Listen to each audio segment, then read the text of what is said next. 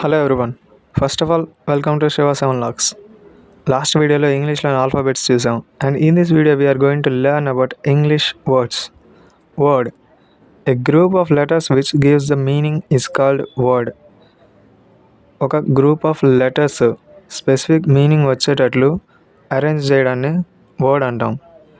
According to Webster's International dictionary there are 4,70,000 words in English language.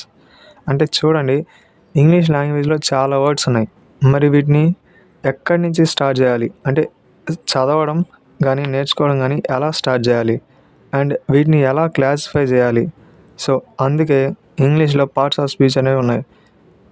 So English వర్డ్స్లో smallest వర్డ్స్గా I and a, వీటి రెండింటిని smallest వర్డ్స్గా consider చేస్తారు. I అంటే నేను, ఏ అంటే ఒక. Biggest word pneumonoultramicroscopicsilicovolcanoconiosis. And ఈ వర్డ్లో 45 లెటర్స్ ఉంటాయి. This is the biggest word in English language. And for example Rahul, we, good, proudly etcetera. So ఈ వీడియోకి ఇంతే ఫ్రెండ్స్. నెక్స్ట్ వీడియోలో పార్ట్స్ ఆఫ్ స్పీచ్ గురించి డీటెయిల్గా నేర్చుకుందాం.